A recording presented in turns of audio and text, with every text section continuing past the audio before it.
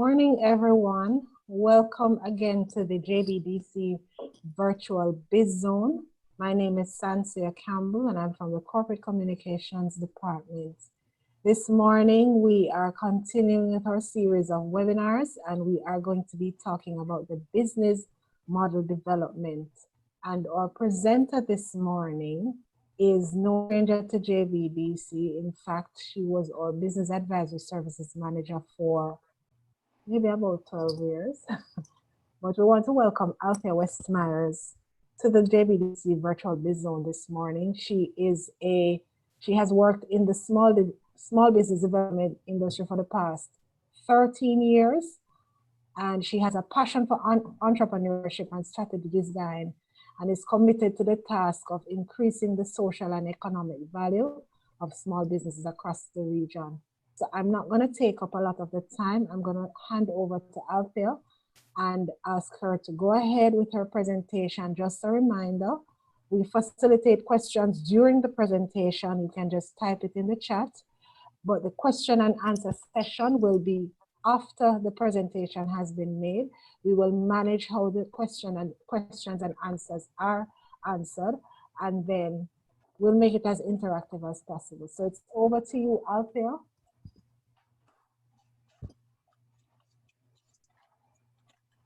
Good morning, everyone. It is always good for me to be a part of anything that JBDC does.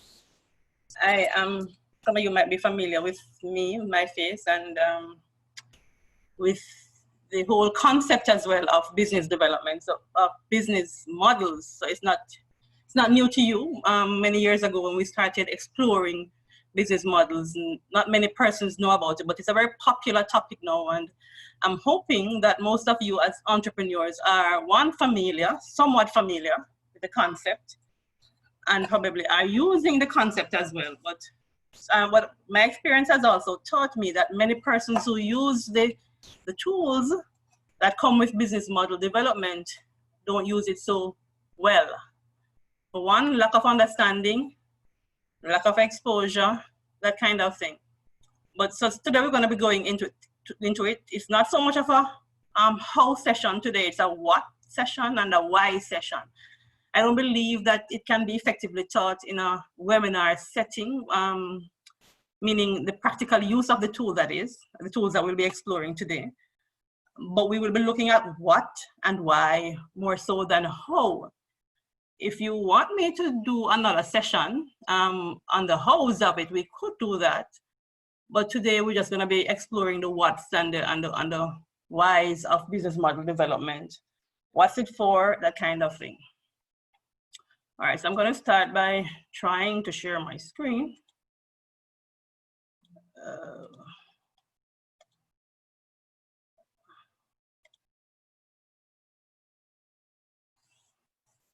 Are you able to see? I'm hoping you're able to see. Sansia, can you tell me if you're able to see? Yes, Althea, we're seeing the screen. All right, so we're looking at business model design decisions today.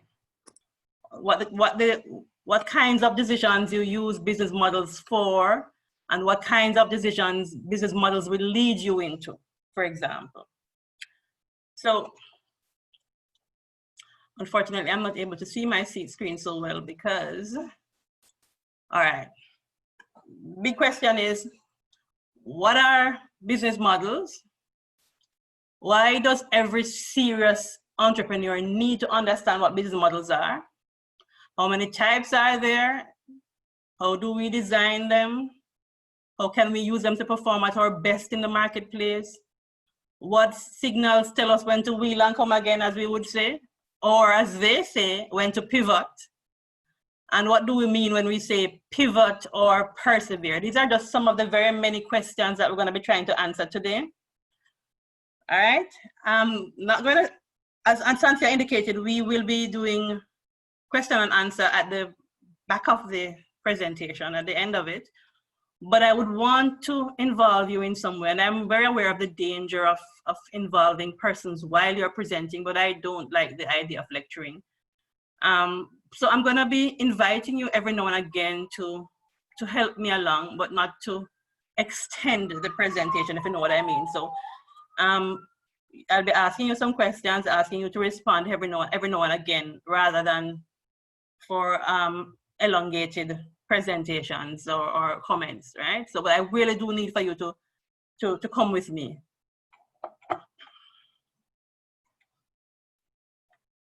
Am I not moving? Okay. All right, so business models in the very basic sense, no matter how you spin it, comes down to how a business makes money. And it really is about how a business makes money in a way that is repeatable, the same way over and over again, that is consistent and constant. No matter how else you look at it, and a lot of things go into that, into how a business makes money, right? And understanding your business model and being able to manipulate that business model will help you to be fully aware or have a greater control over how you make money and that kind of thing. But that was my position many years ago. 3-4 years ago, I was fully convinced that a business model is just how a business makes money. But that's still true. But I have come to recognize that there is a concept far more important, or the fact is that if you don't get a handle on that, on this, what I'm going to say next, the likelihood of your being able to make money is significantly reduced. So what's more important in a business than making money? Anybody just wants to quickly give me a one-word answer? Anybody brave enough? What's more important than making money?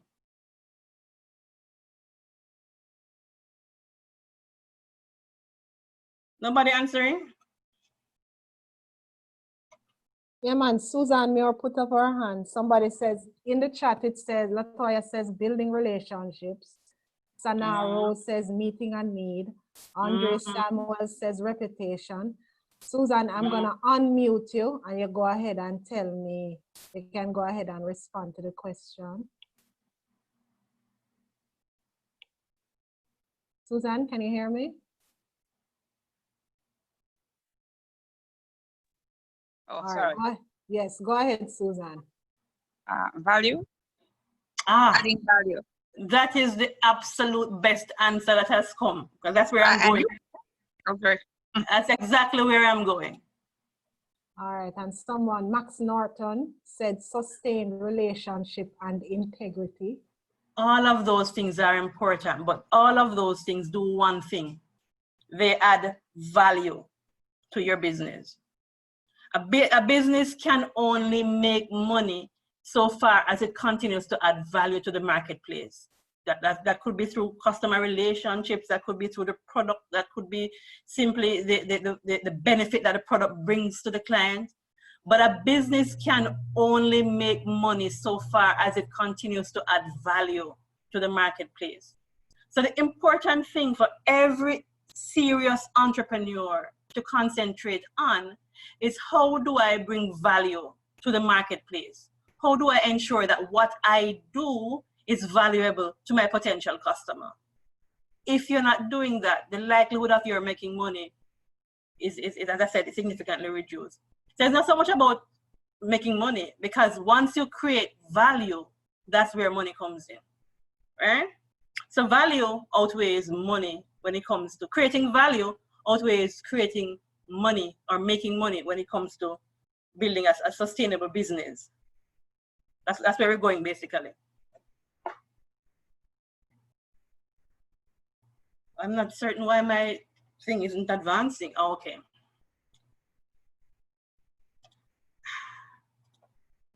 All right. I am trying to ensure that my screen is being hidden by all of these things above me. Can anybody help me?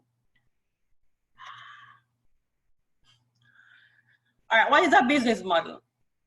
A business model is a way a business creates, delivers, and captures value. That is just simple. There are three things that are critical about understanding and developing your business model. You have to understand how to create value, how to deliver value, and how to capture value. Creating value, for many people mistake as creating a product. And I find that Jamaican entrepreneurs are fixated on a product that they bring to the market. And may I tell you that is the biggest mistake any entrepreneur can make.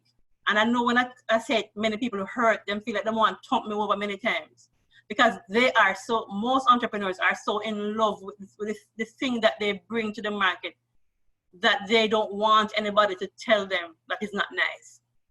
It's like stepping on them toes. The point is, I'm not here to tell you your product isn't good. I'm here to tell you that's not the way to build a business. You build a business by creating something that somebody or enough persons want in the marketplace to pay you for it, and to pay you at a price that you are comfortable with, right? It's not about being able to make, I don't know, t-shirts, fancy t-shirts that has nice words on them, for example, and yours is better than the competitors and that kind of thing. That was yesterday's way of doing business. Today's way of business is finding a pain point that you can bring a solution to. And it may mean you using your passion, your talents, that kind of thing. All of that is critical. But what you need to do, first of all, is be able to find a pain point in the marketplace and apply your skills, your talent, that kind of thing to that pain point. But we start with the pain. We don't start with the product. So creating value is more than creating a product. Delivering value is how you get that product or that whatever, that solution to the marketplace in a way that is efficient, in a way that is low cost, in a way that is okay with the clients, that you can get to them. Because if you can't get that product or service to the client, or that benefit to the client, then you would have wasted your time. It's very important that you understand that. I think one of the most important elements of a business model is the channels through which you reach your clients. And I'm talking about delivering value. The channels can be your delivery channel, your awareness channel, and there are other channels that I choose not to bring them in at a discussion at this level, because I'm choosing to focus on the two more important areas. In this case, delivering value, a delivery channel and awareness channel. How do your clients hear about you, and how do you get the product or service to them? Capturing value can be looked at in two ways. One, how do I do it in such a way that it's what we call a unique value proposition that my competitors can't get from me so easily, probably in a blue ocean, and that's another topic altogether.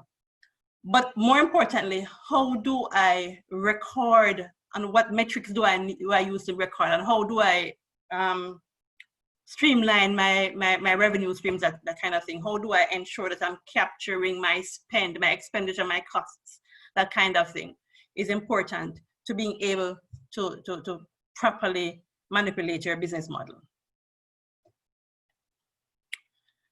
The most important thing in creating value, though, is ensuring that you have product market fit. You see how this truck fit in between these stones here, this care thing? Any product that you bring to the market, if it doesn't fit into the space that the market has created, and that space can look anyhow, if that product doesn't fit into that space and fits snugly, then the chances of your being extremely successful are low, are reduced. You need to ensure that your product is not a me too kind of product, everybody doing it. And that is so common in Jamaica. We think once we're buying and selling, for example, we have a business. And a business is so much more than trade, buying and selling. You need to ensure that there is a certain kind of uniqueness to your proposition. There is a certain kind of thing that nobody else does or has. And it's not just in your mind. There are so many entrepreneurs, unfortunately, their thing is always superior, but that superiority exists only in their mind, because the revenue is not indicating that, the sales not indicating that at all, right? So that superiority, it should be in such a way that it is validated in terms of your sales, in terms of your customer relationships, all that kind of thing. The product, it must fit in a place in the market that nothing else, it was created for that space in the market, and that space, we like to call it what word am I looking for? A niche, an underserved area of the market that not many people are not many people doing. I'll give you an example. I've lived alone for the last couple of months. And I have found that whenever I go to the supermarket and I purchase stuff, I take them home and after a few weeks, well, a few days, I have to throw them out. Why? Because there's nothing packaged for one person. So I said to myself, I should start a business and just call it for one. Because I'm pretty sure in this environment that I'm currently living, there are a number of persons, probably 50% of the population are single persons. And yet you go into the supermarket, you find that everything is packaged for many. So you buy things and you take them home, and even if you refrigerate them, which you do, after a while you have to throw them out because there are just too many. It was too much. The packaging was too much. So I'm thinking, if I start a kind of packaging thing and put it out there and call it for one, it's possible, it's very likely that it would take the market, because there is this underserved area of the market. There is this need that's very obvious for smaller packaging that is not being met. Point I was making though is that as an entrepreneur, you need to be constantly searching for problems that somebody has not yet solved. And you bring that to the marketplace, find a solution for that problem, ensure that it fits into that niche correctly, and you'll find the difference it makes. Yeah? That's what we're talking about. We're talking about creating value. All right, so any questions at this point, quickly? Very short questions. I'm going to go into detailed questions a little later on. I don't want to move on unless you are clear on what I've asked so far, has been said. Cynthia, tell me if I can go ahead. If no nobody's hands, asking. no questions, so you can go ahead. All right. So there are three things on which we're going to be focusing today, as it relates to business model decisions. We're looking about design decisions, testing decisions, and the pivot. When should I and when? So all of these are questions that come to mind as you are building out your business model. How do I design it? What design do I choose? How do I test it? What are the testing conditions? Where do I test it and with whom? And when and how do I pivot? Those are questions and decisions that you need to make. So we're going to start with design. All right. So when we're talking about business models, there are some terms that you'll hear a lot, right? And let me just speak to those that have to do with the design phase first, right? And one of the first words you'll always hear is hypothesis. What is your hypothesis? What assumptions are you making? And you hear a term as well called iteration. I mean, how do you change? Iterate is to change, is to make a little move. And then you hear about validating and testing your business model. Test your idea by exposing it to the target market and seeking their opinion, answers, and their criticisms. I don't want to get you too, overwhelmed at the moment. So I'm going to go into each of them a little later on.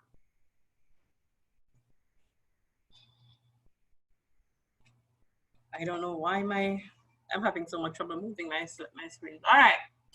So when it comes to the business model, there are some tools you need to be aware of, right?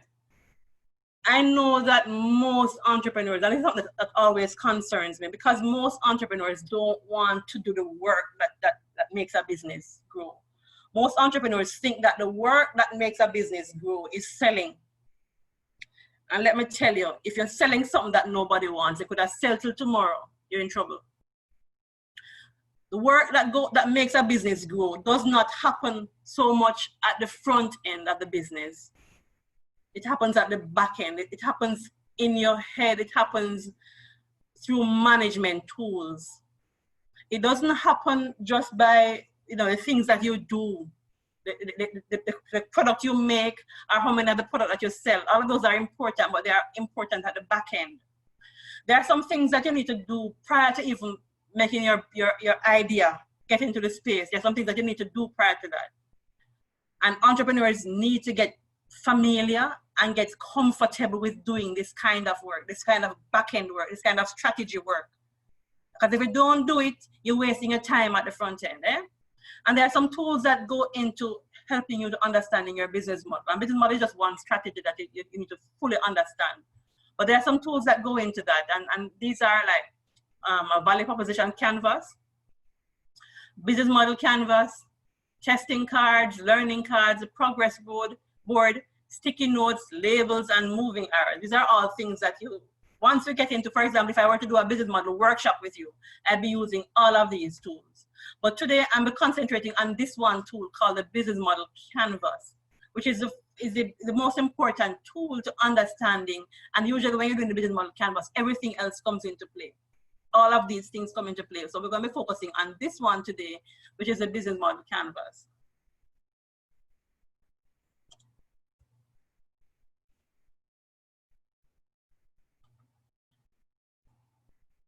I can't get my thing to advance.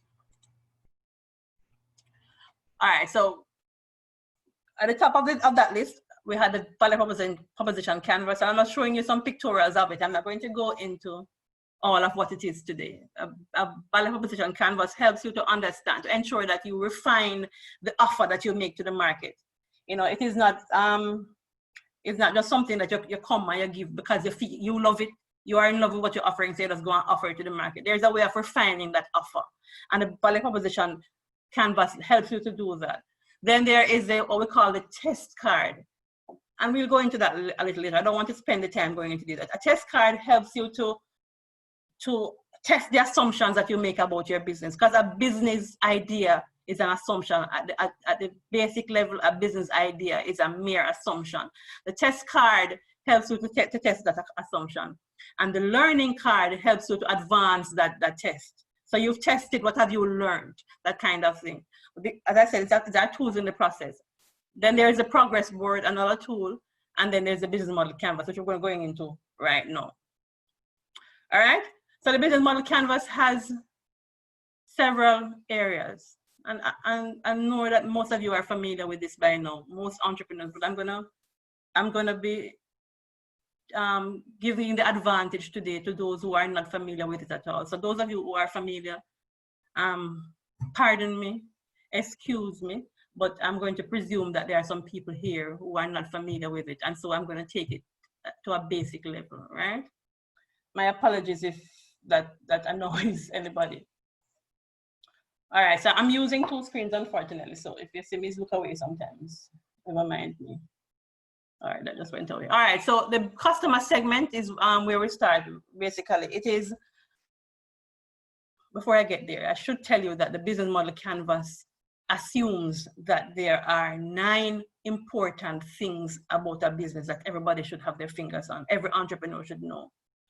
There are 9 elements to a business. If you're running a business and you don't fully have control, well, not control. I don't like the word control. I'm trying not to like the word control so much because I'm told I'm a control freak. But there are 9 things about the business that you should have your fingers on, that you should know, that you should be aware of every day that you're running a business, right? 9 elements that you should know, not just how much money you're making or how much something sells today. You should know very well who you're offering the product or service to. And that's your customer segment. That's number 1. To whom am I offering? What do they look like? What is it about them that I'm appealing to? The business idea I just told you about a while ago, for one. Anybody wants to tell me who would I be looking to target? What my customer segment look like? And we're just looking for a term or that gives a broad description of that segment. Anybody, based on the idea I just spoke to you about a while ago, where I said I'd be packaging for one, what would my customer segment be? Somebody must answer me. If I don't get an answer, I'm not advancing, I'm not continuing.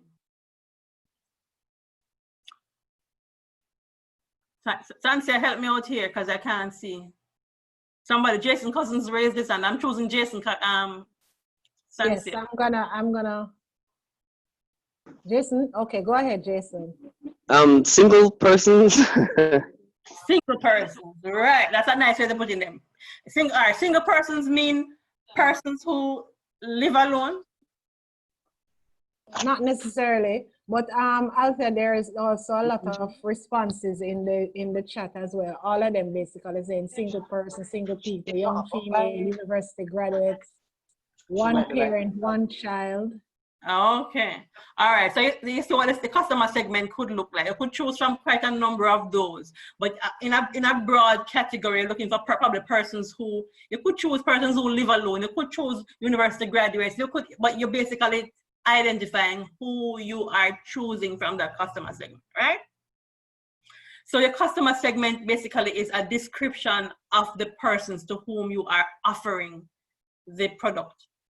When you get into your into designing a model, if you actually choose a particular model, you can get into the nitty-gritties of what the customer segment look like, because the more you know of it, then the better you are able to design for them. But for the time being, you just want a broad categorization, and that is, in this case, single persons. Very good. All right, the next thing is the value proposition. And you see the icon here for the value proposition is a gift. Means what are you offering to the space? What are you offering in this case to single people?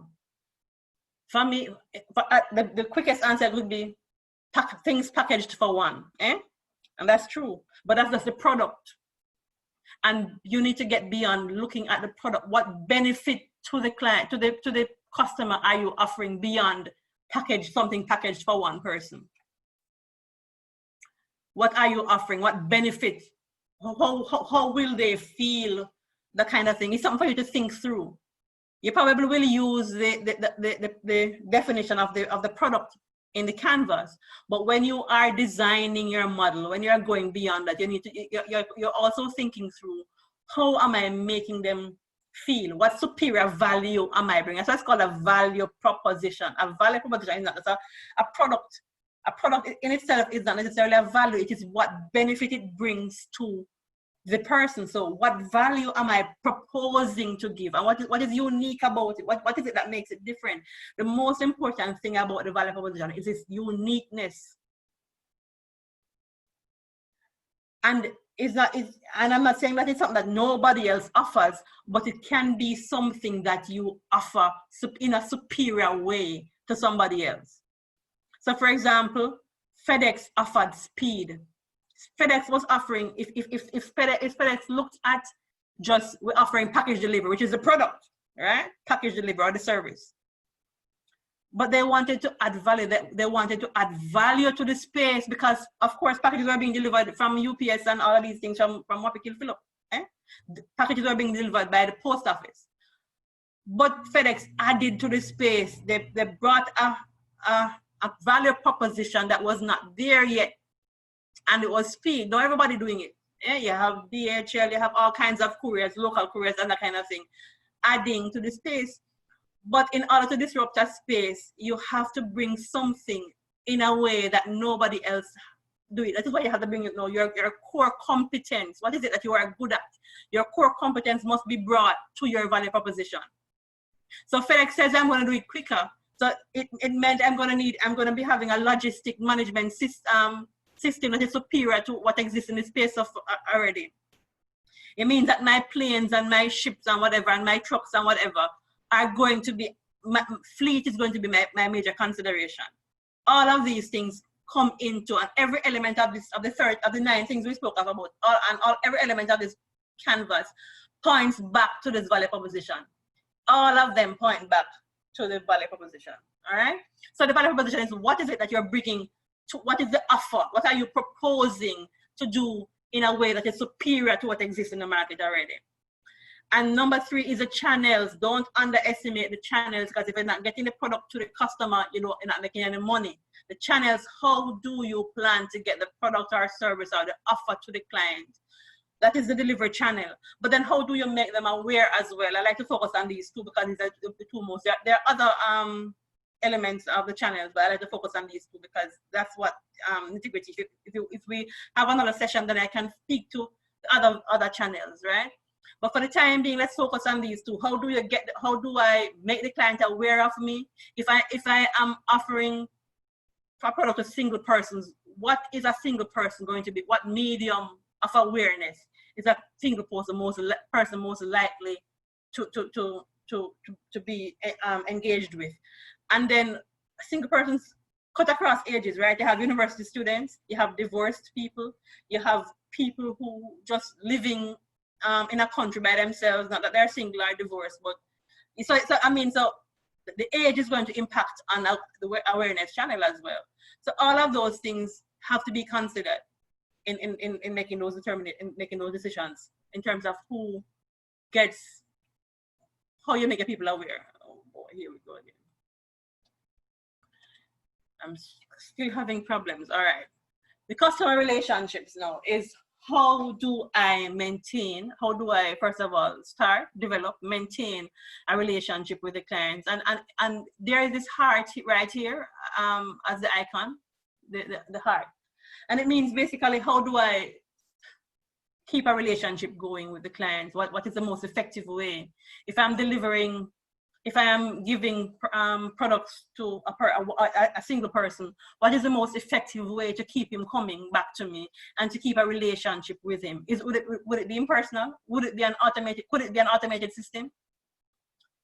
What is the likelihood if I set up a system, the person can call, but when the person calls, they get an automated machine. Is a single person looking more for relationships than a person who is not single?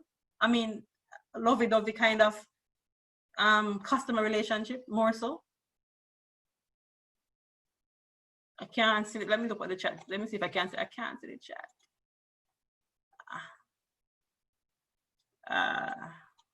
There's a question from Anna K. Tucker, but I'm not sure I understand what she's asking. Only awareness.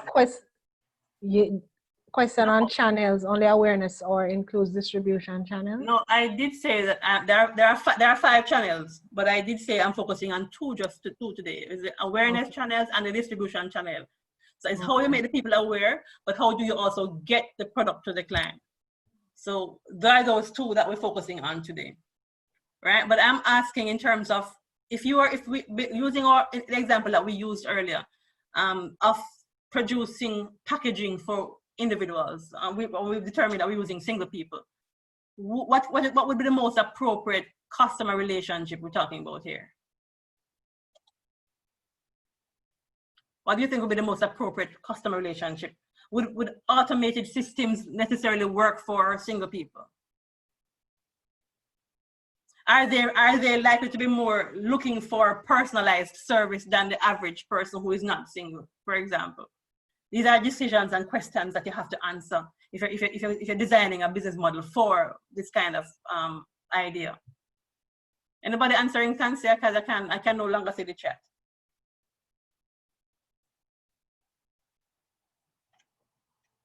I can't hear Sansia either. No one is answering right now. I'm not. All right. Somebody says direct selling. And that somebody was what was he again? Max Norton. Max, you are absolutely correct. Direct selling would work. And the relationships would have to be personal, would be more effective. Not that they have to be, would be more effective if they are personal. Single people in a space are looking for relationships that make them feel like they matter. Right? Even a client relationship that makes you feel like you matter, they have more of an inclination towards that based on their current circumstance. And I'm not saying it's always going to be that. I'm saying you are designing in this instance for single people who more likely than not have an inclination right now for feeling like they matter.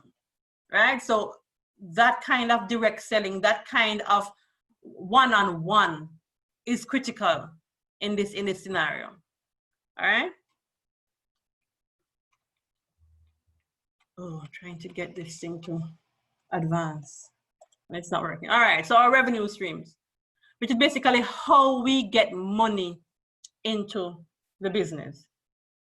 And unfortunately, most entrepreneurs over the years have concentrated on trading, just basically selling a product.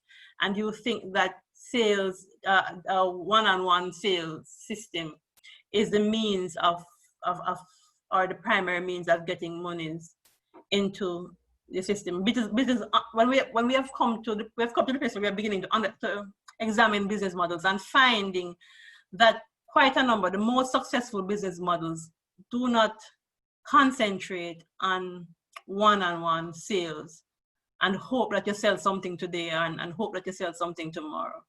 The most successful business models are ones that make people make money without even recognizing it.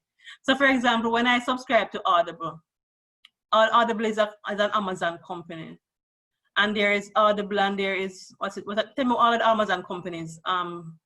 There is Audible, there is Kindle, there are so many of them, I don't even remember them, and there are so many things you can subscribe to. Amazon Prime, Amazon, I don't remember them, honestly, because when I look at my credit card, I have a habit of just paying on a credit card without really examining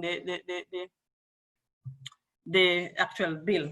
And recently when I looked at my credit card bill, the amount of Amazon, I'm saying, this man he must rich, you know. There is no way that he cannot be rich, because every single month I'm paying him for Amazon, for Audible, I'm paying him for Kindle, I'm paying him Amazon Prime, and this man is making money while I'm sleeping, because he has what we call a subscription model, right? And that's just one of the types of business model, revenue streams that we can think through. But the fact that it's concentrating on just hoping that you sell an item is not the way to go these days. I like to say every business must consider at least 3 revenue streams. Every individual must consider 3 revenue streams, much as a business, right? You should be earning monies when you're not even, when you're resting. When you're at rest, your business is earning money for you. And we can think through how the different, what kinds of revenue streams are business, even the one that we just spoke to a while ago. But very clearly, direct sales is one way that money can be made. But if we were to think through what some of the other ways that money can be made, revenue streams can be coming into that business, that's something else that we could explore. But every business ought to explore ways to earn money outside of just one-on-one direct selling.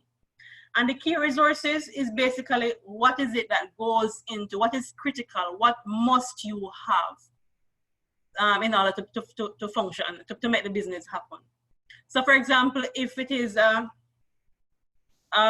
is one we spoke of a while ago, the packaging business, or it's more than a packaging business, but one of the things that she would probably need to have are different kinds of packages, not just one.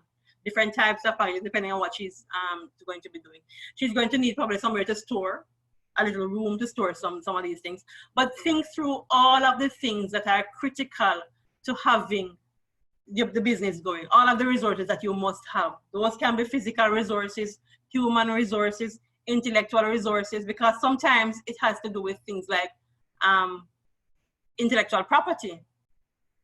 That becomes a key resource. And many business models are predicated on having an IP that nobody can get into your space for a little while. That gives you a competitive advantage for a number of years, right? So sometimes your key resource is intellectual property. And then there are the key activities. What is absolutely important to bring in this value? Remember I told you all of this here must relate back to the value proposition. What is critical? What activities are critical to you being able to deliver a product that is designed and packaged for a single person, whether it be a food product or what? Because you can start as a food product, but if you name the company, for example, for one, it doesn't have to be just food. It can be anything that is designed for one individual, if you have a big enough market. So what are the key activities that are going to go into ensuring that that value proposition is delivered in a way that pleases the customer, that makes them repeat purchase and gives you, and increases your revenue stream, your incomes? Most important, who are your key partners? In this case, packaging companies, for example, your suppliers. Who are you going to get the products from? If are you selling, for example, I don't know, fruits, who are you going to get them from? That kind of thing. Who else is the packaging company, the supplier?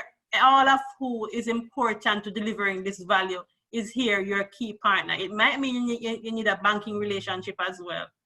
It might mean you need a business development relationship with JBDC. all of these persons are important to your being able to continually preserving and presenting this value to the space. And what are the major costs? All of what we've discussed here, there are costs associated with it. And what we put here is not necessarily the everyday costs, but the cost that helps the strategy to work. I mean, we know that there are going to be everyday costs. Those have to be assumed. Those have to be calculated. I'm not saying don't calculate. I'm talking about your fixed costs, your variable costs. All of those have to be calculated. But we're talking about the costs that are associated with making the strategy work. The cost of the relationship with the client. The cost of marketing right here. The cost of whether you determine if you're going to be using a one-on-one relationship. What does that include? There is a cost to it. The cost to reaching your customer segment. All of that is critical and must be recorded here and accounted for. All right, so that is the business model canvas, and this is the most important tool for making decisions on your business models. Keep in mind that this is ideal for persons who are just starting on a business idea, but it is also important for helping persons who are at a place where they need to rethink their business. It is a tool that should be used regularly because no business should operate in a way that is static for years, meaning the same concept, the same idea, no rethinking. If you're doing that, it's time for you to pull up. It's time for you to look back at what you're doing and think through how you need to do things differently. So this is a tool for helping you to do that. And it may look like a difficult tool, but as we go through, I like to say that there are several tools for helping us to understand business models, but I like this one in particular, this canvas, and there are other canvases. I like this one because it's easy to manipulate. It's easy to help the entrepreneur to understand what he's looking for or how to understand it. So this is one way for you to see very clearly. This is the same canvas. Look at what we're here. So this is one. You'll see, let me go back. There are 4 areas identified here, right? Let me go back to what we were before. So this is 1, this is 2, this is 3, and this is 4. Let's look at what we've done to the same canvas right here. So this is where you deliver value to your customer. When we talk about deliver value, creating value, and capturing value, and so that's the way a company makes money. This is where you give the value proposition, what you put on the marketplace, what you put in the market. This is where you deliver value. This is where you create value, and this is where you capture value. Let's look at it again. So you create value through your customer, for this particular customer segment. You reach them here, and you maintain them here. This is the delivering value element of the canvas. Back again, this is where you create value. This is the inside of the business. This is the outside of the business. This is your market right here. And this is the inside of the business. What happens inside, back end, nobody's seeing here. So you and your staff seeing this. The clients is where you interact with the clients.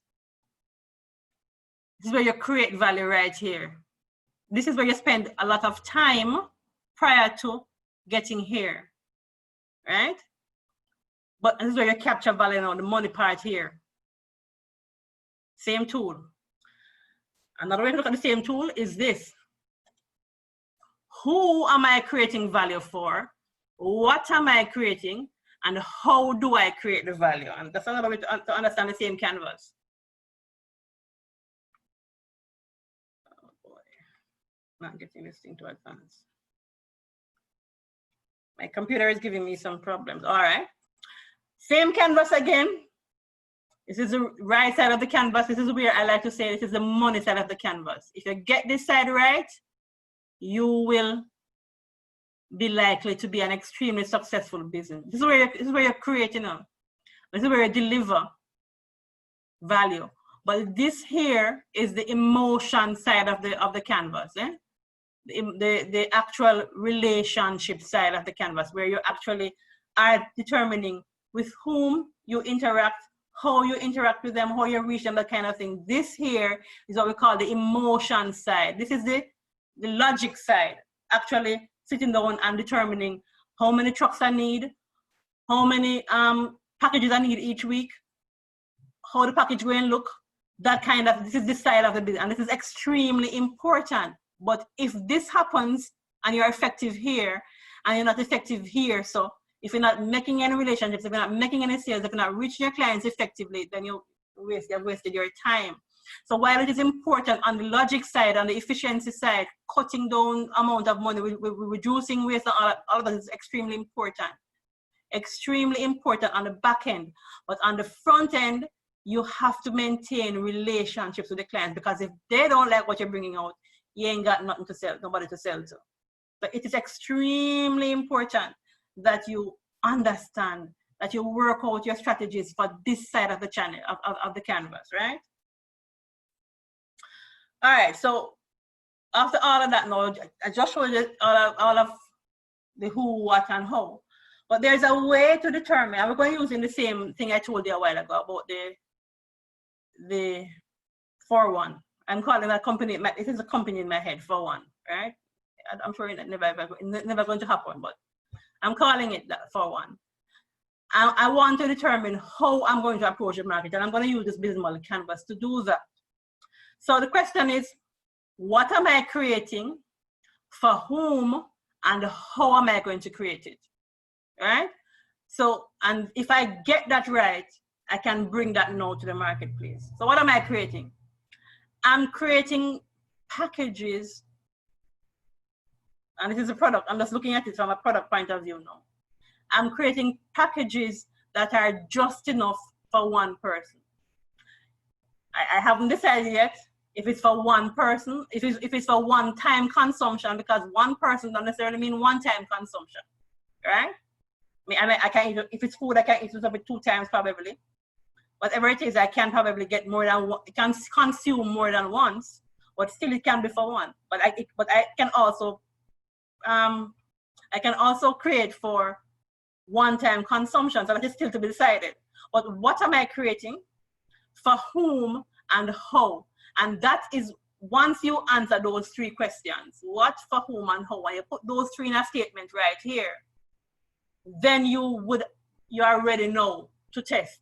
So I'm creating packages, one-time consumption packages for single people by partnering with packaging companies and farmers. That is my strategy statement for the time being, right? That's what I'm doing. I am providing one-time consumption packages for single people by partnering with farmers and whatever. That's what I'm starting with. I can expand that idea later on, but that's where I'm starting. And I put it there. I would have now a statement to test in the marketplace. Where do I test it? In my house? With my friends? With my family? Probably. But the best place to test it is the marketplace, right? But very importantly, before I go there, there are many, this is just one statement, and we can design 3 or 4 or 5 statements from just one idea, but you need to test all of them. And we're gonna go into that later on. But before I get there, I want to bring some other concepts to your mind. Why this thing keeps getting stuck?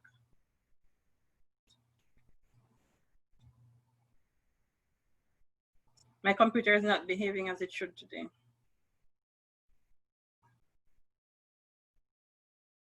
I just had it advanced and now it's not advancing. Come on. Okay. All right, so I want to move beyond that.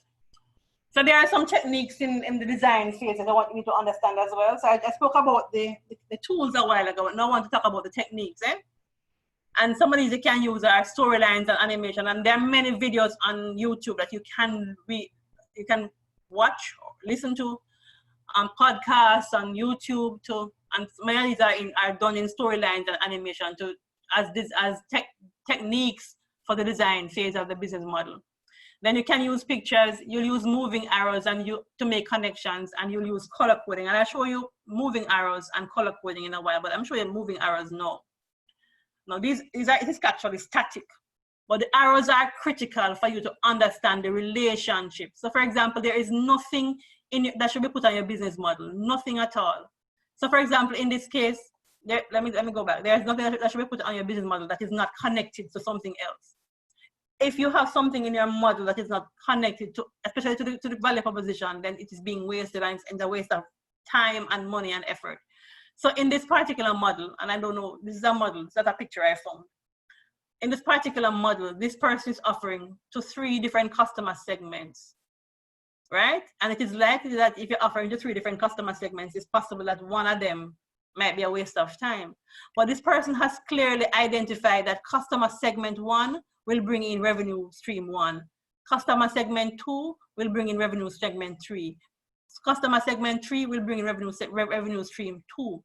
So nothing here is being wasted. And again, the person can identify the revenue streams going to 3 different value propositions. So the person might be offering 3 value propositions to 3 different market segments, right? So in this case, let us use the same idea I have. And the value proposition is 1. That is smaller packages. That's just a product anyways. But say, for example, the value proposition is less waste. To me, I'm not going to be wasting, and therefore I can save money. Less waste might, as one value proposition, might appeal to a person who is a person who is newly divorced, for example, a man who is single and newly divorced, and who would have lost some money in his, whatever, what do you call it, divorce settlement. Less waste, it might be appealing to him. So the person who is putting this business model up front is able to see that this value proposition is useful to this segment. Point I'm making is that nothing that goes into your business model on the canvas here should not be connected to something else, or is it a waste of time and effort and money? So if you're saying you're packaging for single people, for divorced men, and you can't offer him something that he wants, then you would have ways to take him out of your customer segment. If you can't connect him to another value proposition or to a revenue stream, take him out of your customer segment. All of them must be connected. And there are many other ways that we can connect, but I don't want to go into all of that today, right? So we just completed the design phase. And we know we are at the test phase, right? Oh my goodness. All right, this computer is just not cooperating today. Never had this problem before, not sure why. But so we are at the test phase, phase 2. So we have 3 phases, right? We are at the test phase, and that is the test. So when you are testing your business model, there are some words that you'll hear. You'll hear words like pivot. You'll hear words like cost to validate. What does it cost you to validate? You'll hear things like, what are the lessons that you learned? Because as I remember, I told you that every single, I'm sorry, I'm just not able to advance this thing. Right, a business model might look good on paper, but after all, it is only an assumption. It's only a guess, an educated guess maybe. Everything that you put there on that business model canvas is a guess. So I just told you about my business idea of going and creating packages for persons, single people, because I find the problem in terms of I'm having to waste so many things, and I wish every time I go into the supermarket, I wish that there were smaller packages.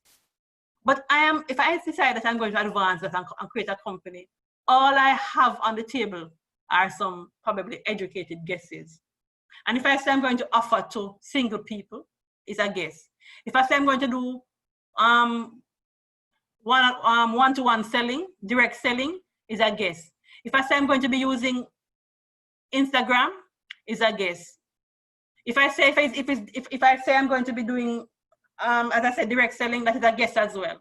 The value proposition is a guess, because I don't know if anybody wants that, or people other than me, because it's a problem that I'm having. And believe me, many business models that are created from a problem that the owner or the entrepreneur has, many of them have been extremely successful.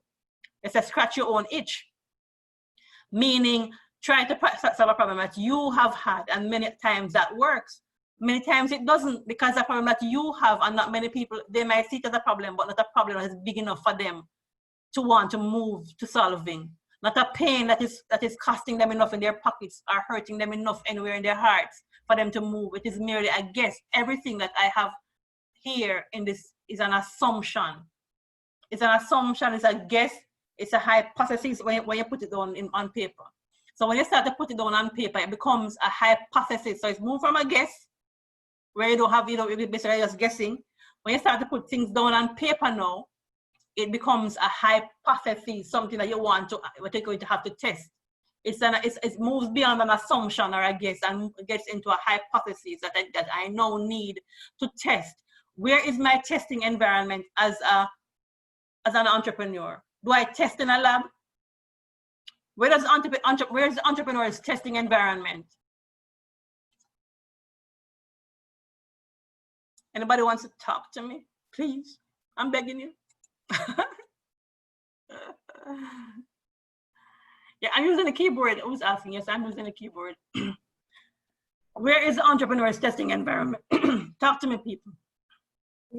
Not seeing anything in the chat at the moment. Yes. Okay, somebody say in the marketplace. Yeah, hold on. Absolutely. For the entrepreneur, your lab is the marketplace.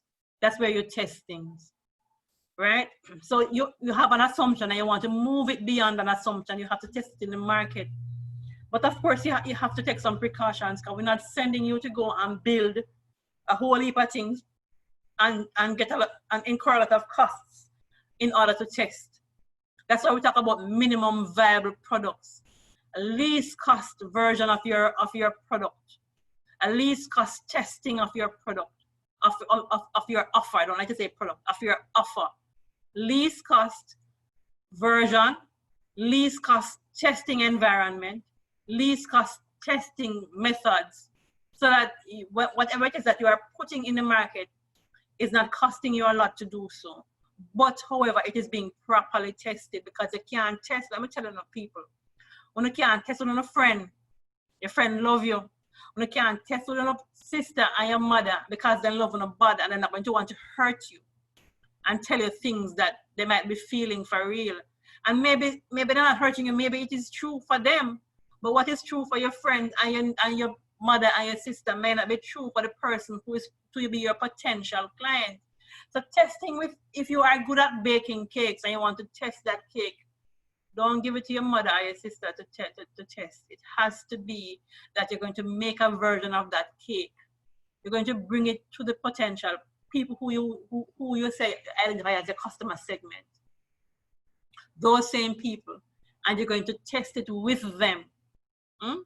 Ask them how much they would buy it for, how much they'd be willing to buy per week, how much what is the size they want of the slice of cake, what colors they like. Those are questions they're going to have to field in the real marketplace. Least cost version, and the product evolves depending on what the feedback that you get from the clients, right? But these are assumptions. So yes, testing environment is the real world, right? The marketplace. So these are terms that you're going to be hearing as well.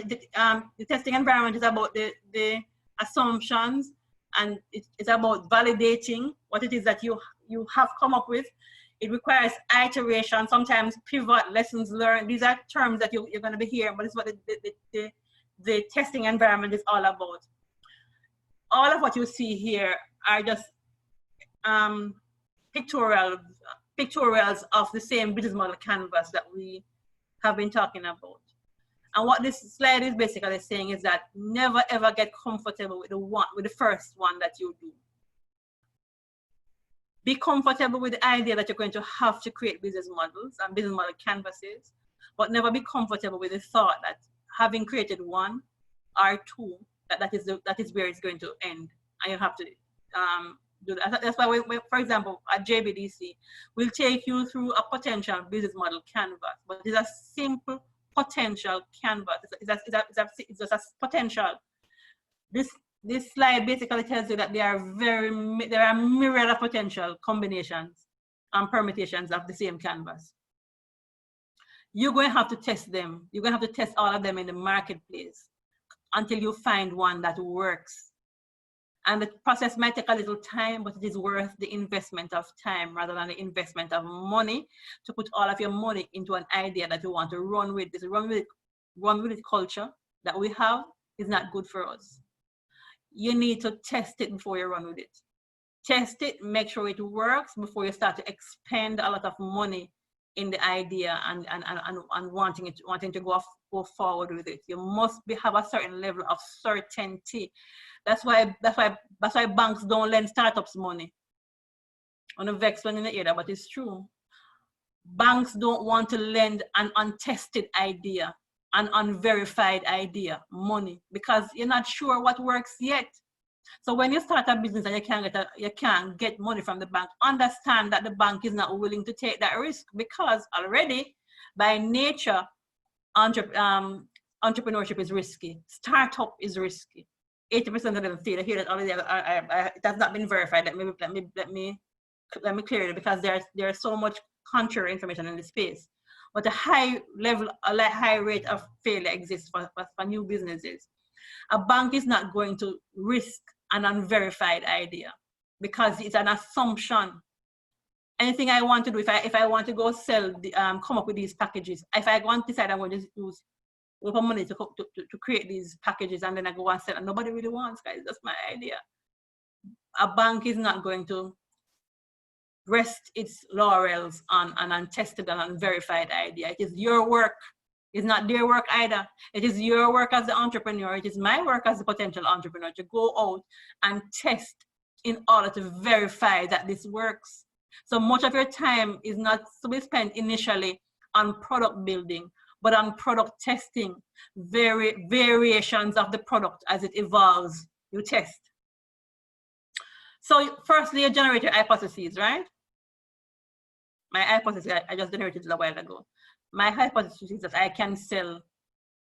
can create smaller packages and sell to single people and they go and buy. Single people will buy smaller versions of food packages. That's my hypothesis. Whatever idea you have in your head, come up with your hypotheses. Develop several business models, canvases that I just showed you a while ago, using that hypothesis, and test and validate using customer feedback. We're going to talk about a pivot a little. I think I'm probably over my time, but we're going to talk about pivot a little later on as we move along. But you only validate using what?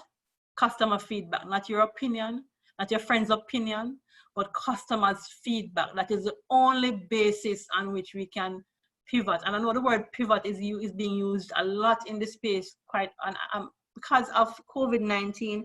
Most small businesses, unless you're probably buying and selling grocery and that kind of thing, have had to pull up and are rethinking. Some have closed. Up to 40% of businesses, as reading from the OECD report just this week, up to 40% of small businesses have closed, and 20% are considering closing, right? So the idea of pivoting is on everybody's lips now. But a pivot cannot be done in a vacuum. It has to be done in a testing environment, and that test is your marketplace. You can't decide that I'm going to just change this without having it verified. I mean, there's always going to be the anomaly, the exception to the rule. People can point how that worked there, but it is not something that we can say is a rule. Though there'll always be exceptions, but generally a pivot has to be informed by the marketplace. It's not your idea, it's not your friend's idea. It has to be based on the feedback you receive from clients when you go out and try to talk with them, and when you test your product in the marketplace. So that's exactly where we are. We're talking about the pivot, number 3. I am at a place now. I'm a small business owner. I don't know what you used to do, but COVID has really affected you, and I have to rethink my business model. I've been operating for 2 years, but no, I have almost no market because my cash flows have been disrupted. I can't bring anything back into the space right now. What do I do? Pivot. I mean, and a pivot is not just for existing business, but for startups who are testing an idea. You would have gone ahead with a certain thing, and you find that it's not working. In Jamaica, we say wheel and come again. You wheel and come again, you pivot. And those of you ladies who play netball, we know what a pivot is. It's a 180, not a 360, it's a 180 turn to the other direction, to look for your partner, to look for somebody to throw the ball to. That's the same thing a pivot is. Who is going to be my next partner? What's going to be my next play? Right? That is what we talk about. We talk about a pivot. A pivot is cheaply learning from failure. That's one way to look at it. Another way to look at it is a lady here saying, I'm not leaving you, I'm pivoting to another man. Interesting, right? Right? So, I mean, that's just another way of looking at it. Just a little humor there. But the experts, say Eric Ries, who wrote the book Lean Startup, says a pivot is a change in strategy without a change in vision. So you want to accomplish the same thing. You still have the same thing on your mind, but you have to find out a new way of doing it. So if it's a completely different business idea, it's not a pivot. It's a different business idea. But if you want to accomplish the same thing, and you have to find a new way of doing it, what you're basically doing is moving into the realm of pivoting, right? And this is how a pivot happens. A pivot happens through validation or invalidation. Let's be clear on that. I'm almost done. I'm sure Cynthia must be freaking out. But a pivot happens through validation or invalidation. So we start with listing our assumptions. What assumptions did you make in coming up with this business idea? You assumed that you'd get money from the bank. You assumed that people would be willing to pay $3 per pound. You assumed that you could have a shop in Tropical Plaza. You assumed that people would be willing to travel from Ligani to come to your store. You assumed write down all of these assumptions that you have made. Then you're going to test these assumptions in the marketplace. You're going to find out if people are willing to pay $3 per pound for what it is that you're offering. But you're going to be trying to sell it to them for $3 per pound and see how many takers there are. Don't be fooled. There are times when you will not get the response that you want, and it doesn't mean that nobody wanted it. It might have meant that you probably went on the wrong day because the potential market not available on that day. So all of those things have to be brought onto the table in order to ensure you have to hold all of the, what the scientists would call the extraneous variables. All of those extraneous variables have to be held constant. Just the same, just like a testing environment. You have to hold those variables constant in order to know for sure that you're testing correctly, right? Then you're going to create what you call create your minimum viable product. MVP is that most valuable player here, your minimum viable product, meaning the least cost version of what you're offering. You're going to be creating a smaller, cheaper version of what you're going to be eventually offering because you're testing it in the marketplace. I don't want to be expending and investing a lot of money. And you are also going to do it at small numbers. You're not going to be producing 50, you're going to produce 2 or 5. And test those before you move to, and when you get the feedback from the clients, you are now going to be using that feedback to redesign and improve the product as you go along until the product gets to a place where persons are now willing to expend money, the amount of money that you assume that they would want to spend. And when you get to that place, then you would have validated your assumptions, right? If, however, your assumptions are not validated, is when you do what we call a pivot. You pivot, you can pivot the entire thing with the same vision, or you pivot on elements of it. But that is for another session. All right, so I'm just going to look quickly before I close on just two business models. I'm starting with a complicated one. I'm not going to go into details, but I'm showing you the different elements of it. This is everybody know Airbnb, right? 2 years ago, nobody would have known Airbnb, but Airbnb is valued at several $1 billion right now. Started with 2 young men who were not able to find space in San Francisco at one point. San Francisco is the hub of the startup activity in the world. And they went to an event and couldn't find space and had to cut somewhere for the time being. And then they came up with the idea of, just Airbnb. I don't want to go into the whole details, but you all know what Airbnb is. It's an online platform for renting space. It's now running the rooming industry. So they have disrupted the rooming industry. But this is what their business model canvas would look like. Very important. What I want to bring out in this particular case is that what we call a two-sided model. Two-sided models are very, very effective in earning revenues. And it's represented by the different colors. Remember I told you about color coding earlier? Different colors on the map, on the strategy map, on the canvas rather. There are elements in blue here, elements in red. The element in red represents one side of the model, and the element in blue. And let me explain to you. Just like a credit card company, anybody wants to tell me who are the two customers for a credit card company?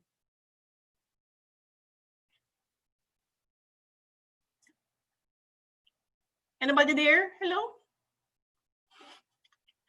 Who are, anybody raise their hand, Sansia? Nobody raised their hand. Somebody just commented in the chat. Individuals and businesses. Sanaro says individuals and businesses. Absolutely. Right? So they are the merchants and then they are individuals. A credit card company has a two-sided model as well. Airbnb. So now what are the two customers for Airbnb? What are the two customer segments?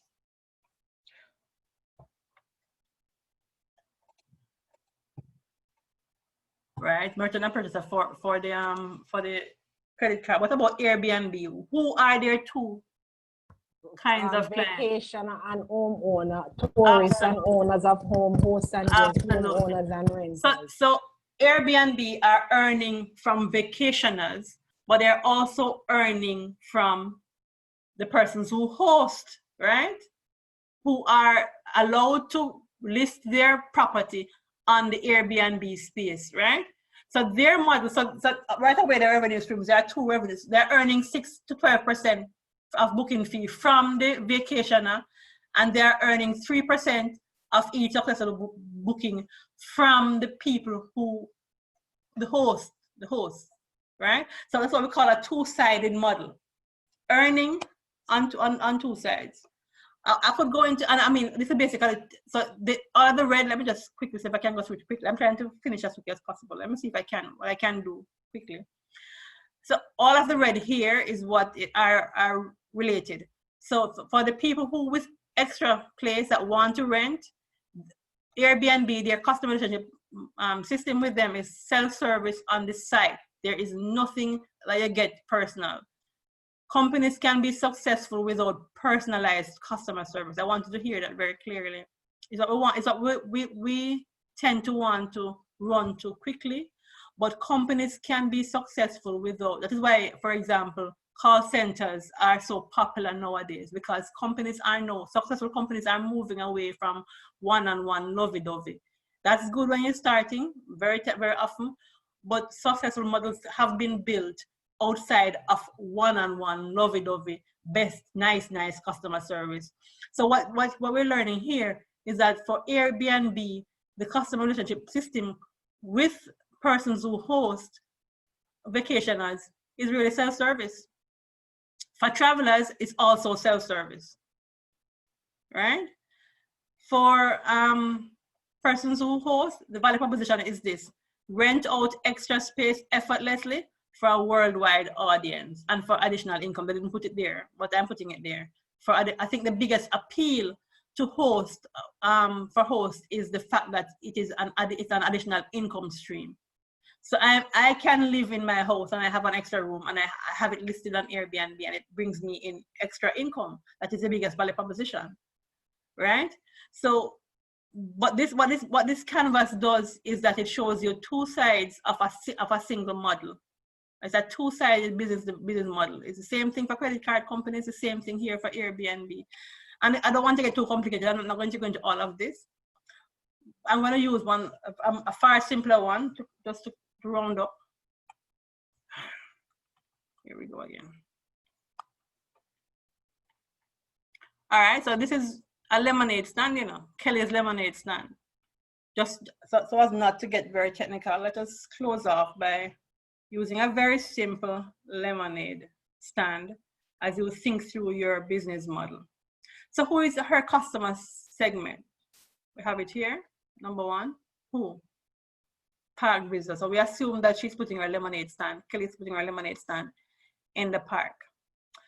And what is she offering? What's her value proposition? Cold, tasty, natural lemonade on the go. It's not just lemonade she's offering though. Cold. Is cold an appeal to a person walking through a park? Is that value? Is cold a value to a person walking through a park? I'd like to say yes, because the park might be hot, the sun might be hot. So cold is a value proposition. Natural lemonade, is that a value proposition? It is, because you could use the ones that are in the packet. It's a value proposition. So she's offering to park visitors cold, tasty, natural lemonades. And she's offering it on her value relationship at this stage early is personal, one-to-one sales. And how is she reaching persons? She's reaching them directly through booth sales, this delivery channel. But in terms of awareness channel, she has a website, interestingly, for her lemonade stand. How does she earn? She has two revenue streams here. She earns from the lemonade sales, but she also earns from tips from being nice. So she's connecting tips to personalized service. Because she's nice to the people are giving her tips, right? So that's a connection there. All right, so that's number 5. Number 6, we're talking about the key result. What does she need to be able to offer this value proposition? She needs ingredients. She needs salespeople. She needs booze and equipment, whatever used to make a lemonade. Make lemonade. She needs all of that because she's making it right on spot. That's our key resources. Her key activities are obviously making lemonade, but marketing. That is why she has a website. So we're connecting the marketing here to the website. And of course, the key activity is selling, connecting that to the actual lemonade sales there. Who are her key partners? The people who are in charge of the municipalities. She couldn't be there unless they give her permission. She had a permit to do that. That's her key partner. What's her cost structure? She has to buy the ingredients. She has to purchase equipment. She has to pay the people who, if it's not her parents and her sisters and brothers, she has to go and pay them. And then she has to purchase flyers and probably maintain the website as well. All of those are costs. Simple. And then after having done this now, she's actually going to go into the park to test the assumptions that she made. Maybe the assumption of having a website might be an overkill. I don't know. Only the market can verify that. Maybe the assumption that she made an assumption that she could use one flavor of lemonade, and she might find that when she got there, people would say, "Why didn't you use whatever flavors lemonade have?" And ask her next time she goes, she might have to bring 2 or 3 other flavors. So the assumptions are being tested in the market, right there, and that's what we're talking about. I've been talking about testing your assumptions in the market. Now, I don't pretend to think that I have covered all of what goes into developing a business model. I've tried to be as basic as possible because I have, as I said, I've tried to keep in mind that there are many people who are new to the concept, and I know that there are many persons here who are probably advanced. One thing I always like to say though is that in filling out the canvas, it's not a fill in the blanks thing. It's not.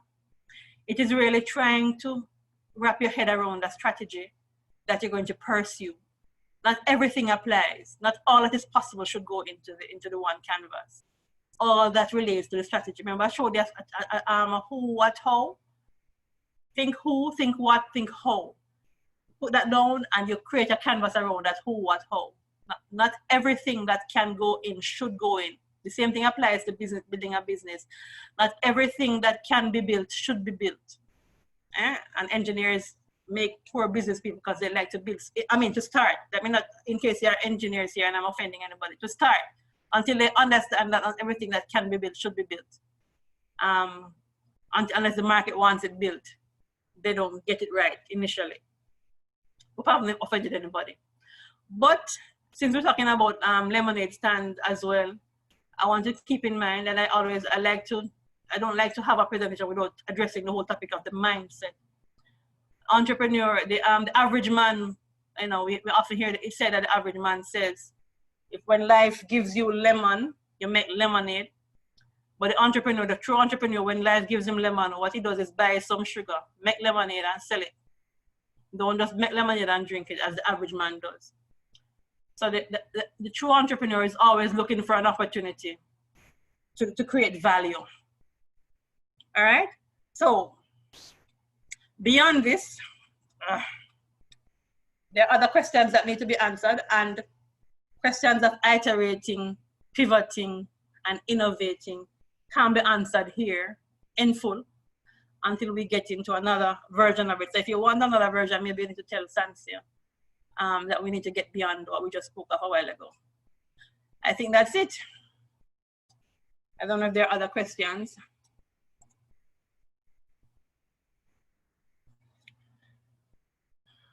Well, I'm hoping that there will be other questions, because what I would like someone to do right now is to give me a synopsis of what you learned this morning, because I know this morning was informative and detailed. So I need somebody to raise their hand. I don't want it to be typed in the chat. I want to hear a voice. Tell me one thing that you have learned from this morning's presentation.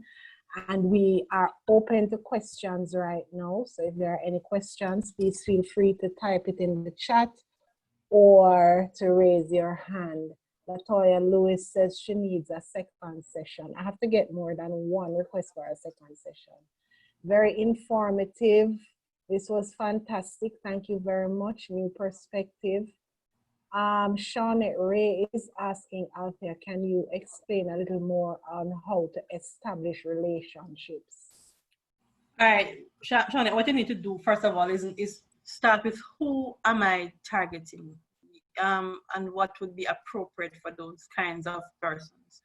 So once you have an idea of what your customer segment it looks like, you know, then you will know what's appropriate for them and what it is that you're offering. So you have to tie to what am I offering, to whom, and therefore how do I relate to them. Not everybody is going to need, like for example, as I said earlier, it's easy to think that everybody wants lovey-dovey. Everybody is okay, but sometimes lovey-dovey, a business model can't be help you to understand that lovey-dovey costs more many times. So for example, when low-cost airlines came out, they were able to carefully to convince the market that lovey-dovey is going to cost you more, therefore we're not offering it. And people gladly took it on. If I lose my bag, I don't know where it's gonna be for a week, but that's fine because it means I'm going to pay more for this, pay less for this ticket, right? Because low cost customer relationships usually mean additional cost, right? But if it's automated, if I don't have to expend a lot of money in creating that, then it's okay. The market will take it because it costs the market much less. So you have to know who you're offering it to and what it is that they are willing to be, what it is that they're okay with. Some people want lovey-dovey. Some industries require lovey-dovey. Some don't, right? Some industries require one-on-one. So it's about what the industry wants, all about what the people want, who you're targeting.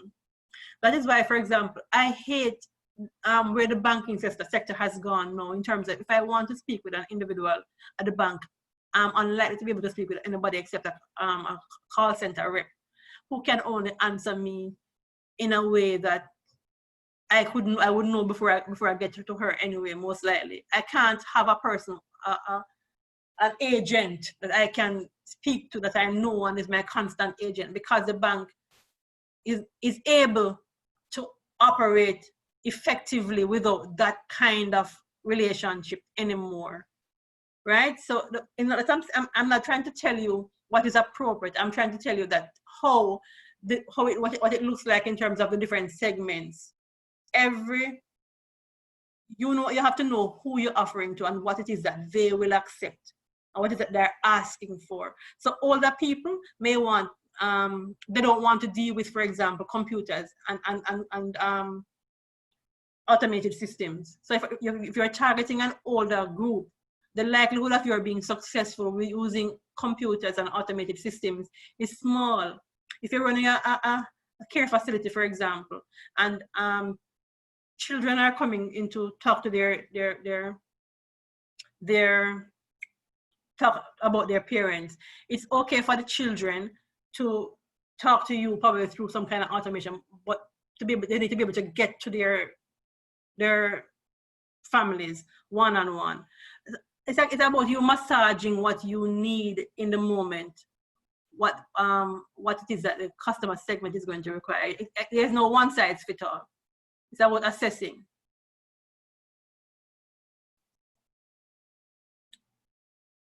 And then there is a question that says, she knows, the individual says, I know that you spoke from a product point of view, but I'm assuming the business model would be the same for a service industry. I spoke about many service industries as well. Right.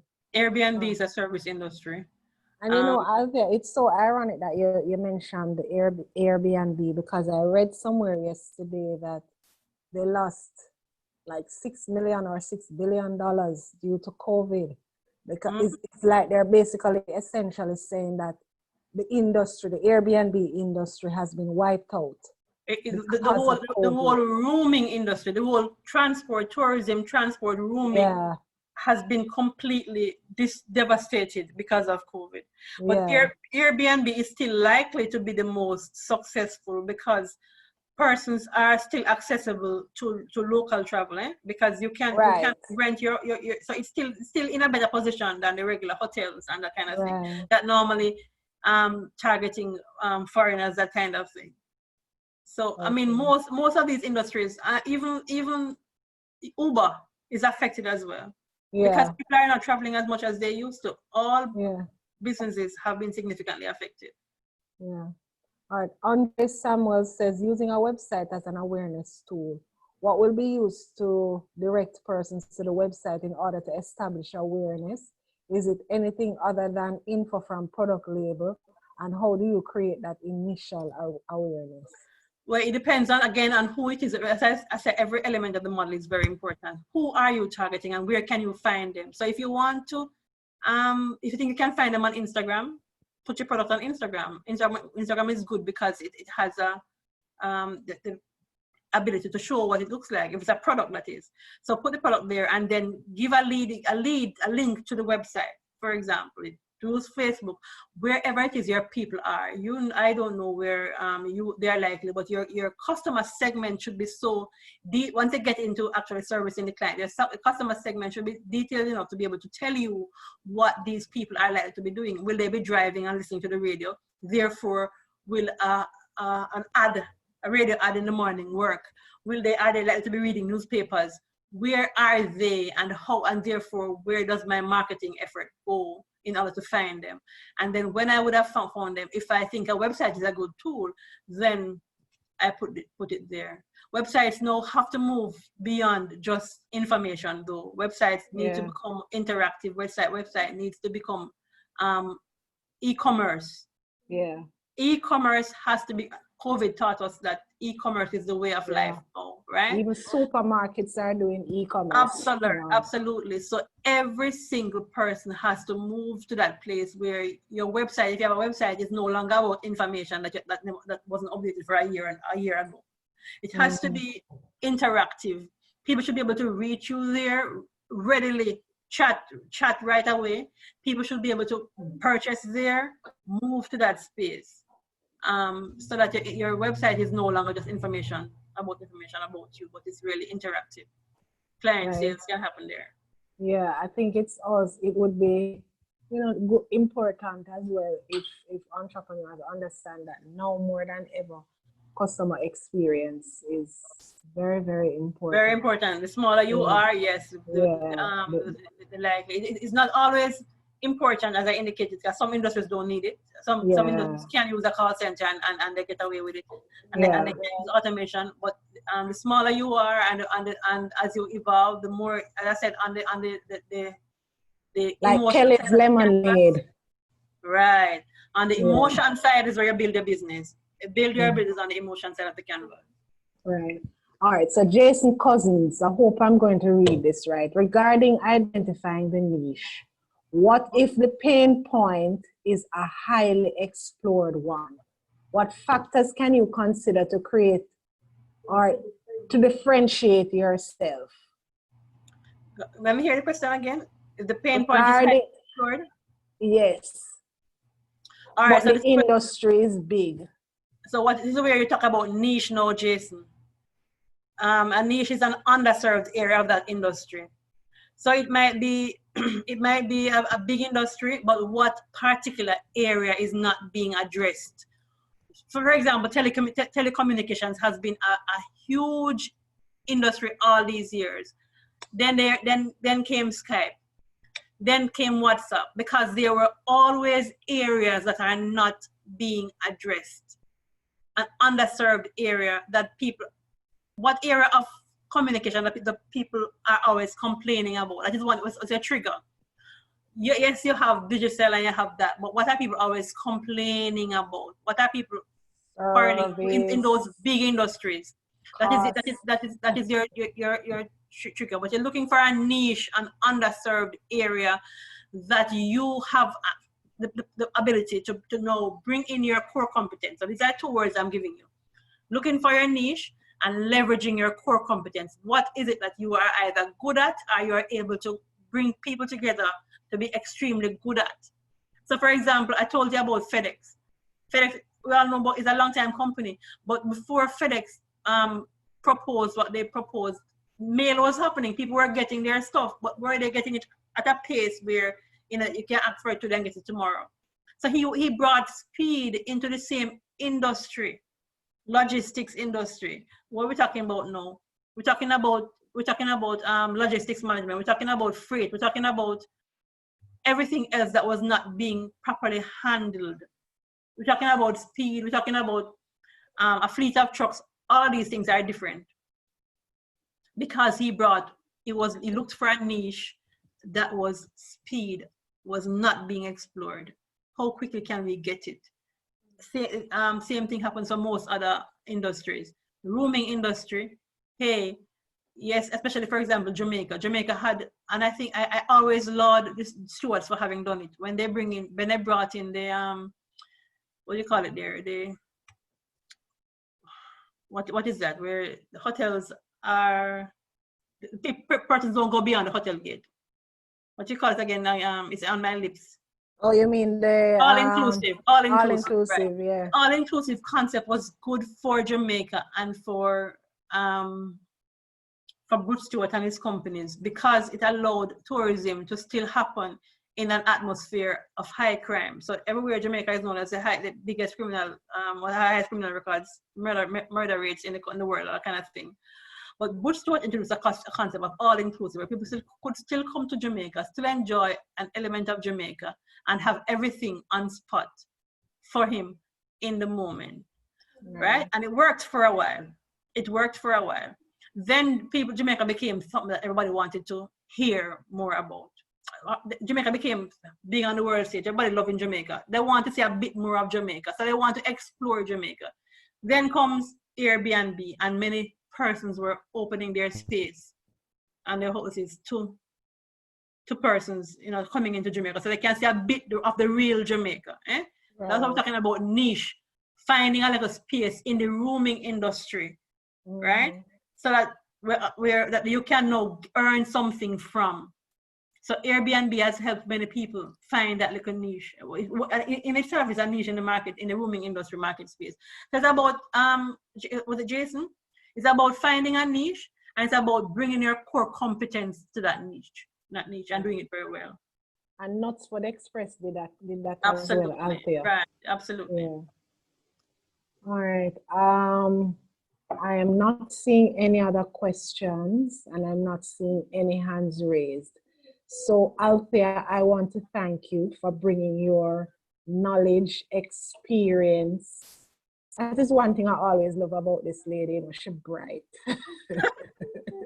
She's bright. She have whole heap of knowledge, and I'm just really happy that I'm part of the virtual Biz Zone experience, so that I can get to benefit from this type of presentation every Tuesday morning.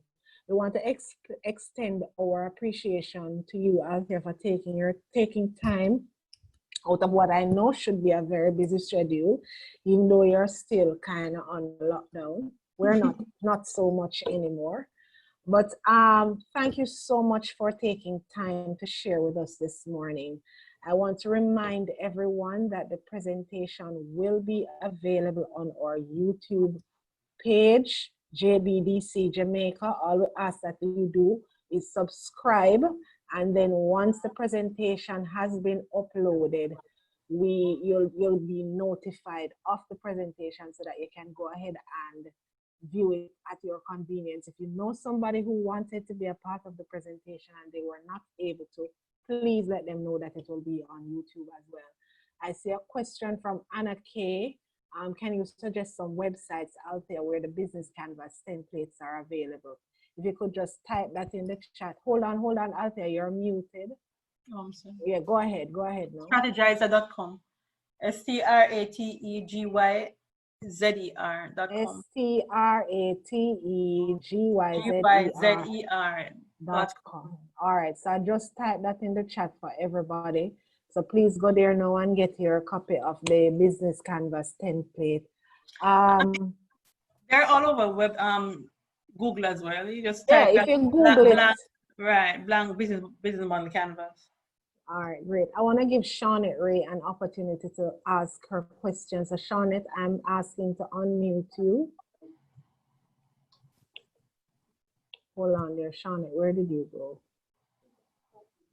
Good morning. Oh, all right, hi Shawnette. Yes, hello, how are you? Mrs. Myers, I just want to say thanks. And the question I would have asked earlier, what we learned, the test section, I must say that section, I have learned so much because usually I test with my friends and families. I always do that. So now I have learned not to just do that, but even though I might test with them, I have to go out and find who I want to reach. So I thank you so very much. You're welcome. Wonderful. All right, so I also want to remind everybody that we are back at 1 o'clock with our Managing Operational Efficiency webinar. So if you've been registered for that, come back with us at 1 o'clock. Otherwise, thank you so much for having joined us again. Thank you again, Althea, and everyone have a great rest of the day.